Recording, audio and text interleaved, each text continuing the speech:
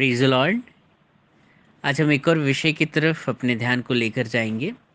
ये है book of जजेस, न्यायों की किताब, उसका 16वां अध्याय और उसकी 20वीं आयत। यहाँ पर इस प्रकार से लिखा है, तब उसने कहा, हे शिमशोन, पलिश्ती तेरी घात में हैं। तब वह चौंक कर सोचने लगा कि मैं पहले की तरह बाहर जाकर उन्हें झटकूंगा, लेकिन वह तो न जानता था कि यहोवा उसके पास से चला गया है। क्या लिखा है? परंतु वह तो यह ना जानता था कि यहोवा उसके पास से चला गया है। ये एक बहुत ही गंभीर एक दुर्घटना हो सकती है किसी भी इंसान की ज़िंदगी में।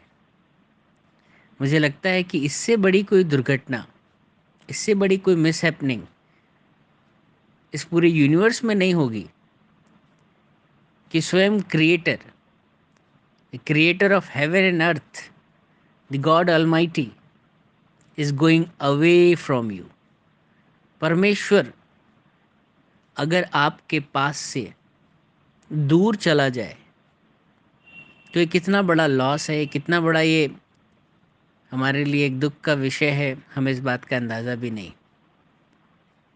हमें शिमशोन के बारे में पता है कि शिमशोन के पैदा होने से पहले ही स्वर्गदूत ने आकर मानोह को और उसकी पत्नी को दर्शन दिया और ये बात बताई कि ये जो पुत्र तुम जन्ने जा रहे हो, ये परमेश्वर का नाज़ीर होगा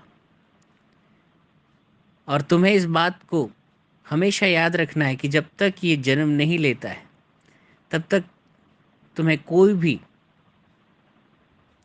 जो मद्य पदार्थ है, मदिरा या कोई भी अशुद्ध चीज़, इनका सेवन नहीं करना है। और उसके बारे में ये भी कहा गया था कि इसकी जो लटें हैं, इसके जो बाल हैं, केश जो है, ये कभी भी कटने ना पाए, इसके सर पर कभी भी उस तरह ना फिरने पाए और ये एक पवित्र जीवन जिए। ये उसके लिए एक आज्ञा दी गई थी शिमशोन के लिए। और हम देखते हैं कि परमेश्वर ने शिमशोन को इसीलिए रखा था कि वो इज़राइलियों को पलिश्तियों के हाथ से छुड़ा सके।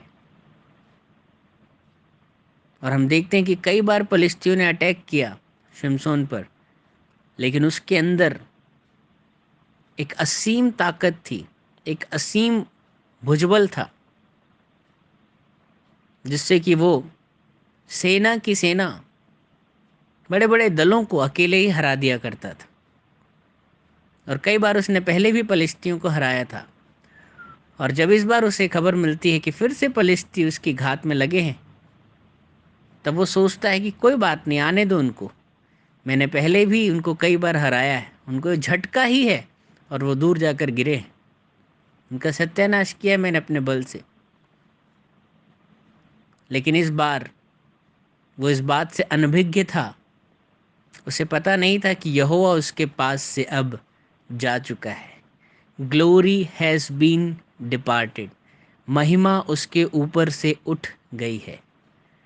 ऐसा क्यों हुआ? यहोवा उसके पास से क्यों चला गया? परमेश्वर की महिमा उसके जीवन से क्यों चली गई? तो जब हम इस अध्याय को पढ़ते हैं तो हमें पता चलता है कि वो एक स्त्री के वश में आकर अपने बालों को खो बैठता है। उसके वो केश जिसमें उसकी ताकत थी, वो बाल काट दिए गए। वास्तविकता में देखा जाए तो ताकत उसके बालों में नहीं, लेकिन उस आज्ञाकारिता में थी जो शिमशोन अपने पैदा होने से लेकर अब तक करता आया था।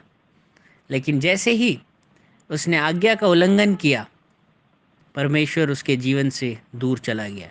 जो महिमा उसके ऊपर थी वो हट गई और वो अपनी ताकत को खो बैठा और पलिश्तियों ने उसे बंदी बनाकर उसकी आंखें फोड़ डाली। वो कह सकते दासत्व में चला गया, बंधुआई में चला गया। किस कारण से? अनाज्ञाकारिता के कारण से। परमेश्वर आज हमें भी सचेत करे कि अगर कहीं हम अनाज्ञाकारिता में हैं तो हम सुधरें। Praise the Lord.